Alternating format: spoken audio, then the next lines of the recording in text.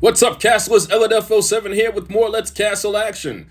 Today's game is game 1 of the second round of the 2023 Shocktober tournament between Kingslayer46 with white and Gstrong100 with black.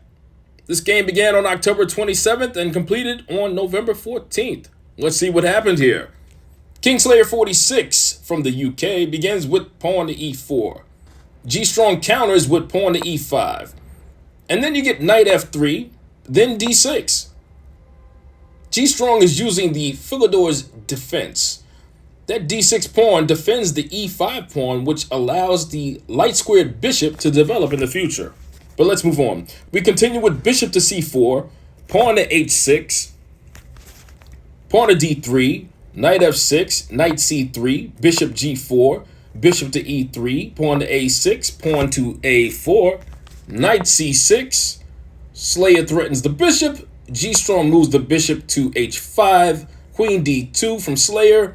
Bishop takes f3 from Gstrong. Good move, because this will produce a double pawn structure with the play of g takes f3. And now Slayer has a weakened pawn structure, which Gstrong will look to exploit later on down the line.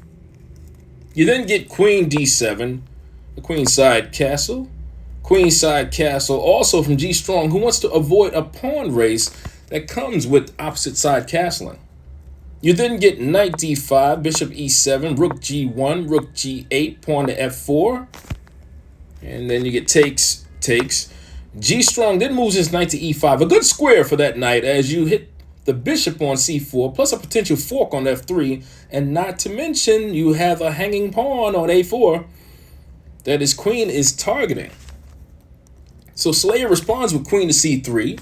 Queen takes a4, Gstrong takes the free pawn. Knight d5 is a potential devastating blunder because it allows Gstrong to win material via fork with queen a1 check, king d2, knight f3 check, king e2, knight takes g1 check, rook takes g1, knight takes d5, rook takes a1, knight takes c3 check, b takes c3, and then rook f g8.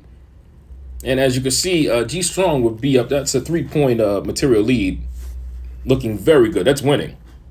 Unfortunately for Gstrong, he did not see that line and simply captured the knight.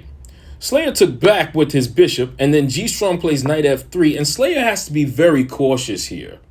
If he threatens the knight with rook g3, or just moving this rook anywhere to avoid capture, then that's queen a1 checkmate. That's mate in 1. So Slayer responds with king to b1. The engine would have preferred pawn to b3 for a counter threat. Gstrong, aka the mighty gorilla, snatches up the rook. Slayer takes back, but he has 2 attackers on that g7 pawn. Gstrong, aka the mighty gorilla, I have to repeat that, spots this and plays the outstanding move of bishop f6, defending the pawn and simultaneously attacking the queen. Slayer offers a queen trade, not an ideal thing to do when down in material. The engine preferred the move queen to d2. Gstrong correctly accepts the queen trade, and whenever you are up in material, trades are welcomed.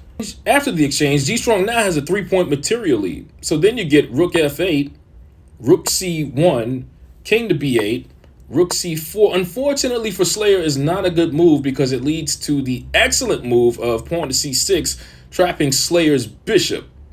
Slayer then takes the pawn, Gstrong takes the bishop, and Slayer takes back with his rook, and Gstrong now has a 4-point material lead.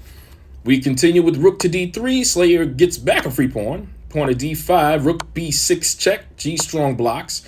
Slayer does not want to trade, and rightfully so. So Gstrong says thank you for the free pawn, and the lead goes back up to 4. Bishop f4 check, Gstrong threatens the rook.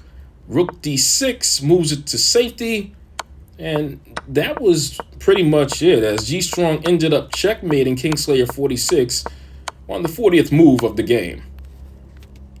So a very impressive performance by Gstrong100 in Game 1. That victory advances Gstrong to the next round, but could he duplicate the performance in Game 2?